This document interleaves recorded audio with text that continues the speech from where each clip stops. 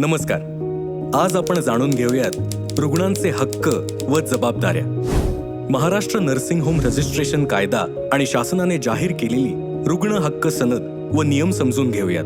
रुग्णांना आजार, तपासण्या, काळजी, उपचार, परिणाम आणि अपेक्षित खर्चाची पुरेशी माहिती मिळवण्याचा हक्क असतो. तसेच उपचार व सुविधांच्या दरांची माहिती मिळवण्याचा हक्क देखील आहे. त्यामुळे हॉस्पिटलच्या मुख्य दर्शनी भागात दरपत्रक ठळकपणे लावणे अत्यंत महत्त्वाचे असते. रुग्णांच्या नोंदी, केस पेपर, तपासण्यांची सविस्तर बिले व रिपोर्ट्स मिळवण्याचा हक्क, त्यासोबतच माहिती रेकॉर्डसह सेकंड ओपिनियन घेण्याचा हक्क देखील रुग्णांना असतो. रुग्ण HIV पॉझिटिव्ह असल्यास रुग्णास भेदभावरहित उपचार व वागणूक मिळावी.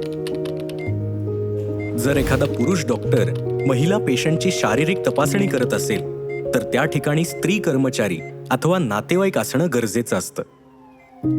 तातडीच्या वेळी रुग्णाच्या आर्थिक क्षमतेचा विचार न करता प्राधान्याने जीवित रक्षणासाठी तातडीच्या उपचाराचा हक्क देखील रुग्णाला असतो. कुठल्याही कारणास्तव मृतदेह अडवू नये किंवा फी दिली नाही म्हणून कुठलंही रुग्णालय रुग्णाला ताब्यात ठेवू शकत नाही. प्रत्येक रुग्णाची गोपनीयता, खासगीपणा व मानवी प्रतिष्ठा जपली जाण्याची पूर्ण काळजी रुग्णालयाने घ्यावी. रुग्णाला नोंदवहीत तक्रार लिहिण्याचा किंवा तक्रार निवारण अधिकाऱ्यांकडे तक्रार नोंदवण्याचा हक्क असतो.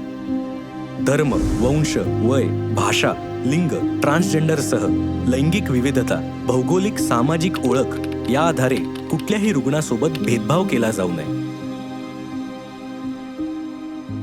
विशिष्ट चाचण्या किंवा शस्त्रक्रिया, किमोथेरपी यांसारख्या उपचारांपूर्वी संपूर्ण माहिती देऊन रुग्ण किंवा नातेवाईकांची संमती घेण्यात यावी. हॉस्पिटलमधील सेवा देणाऱ्या सर्व डॉक्टरांची माहिती ठळकपणे दिसेल अशी लावणे महत्त्वाचे असते. आता रुग्णांच्या काही महत्त्वाच्या जबाबदाऱ्या.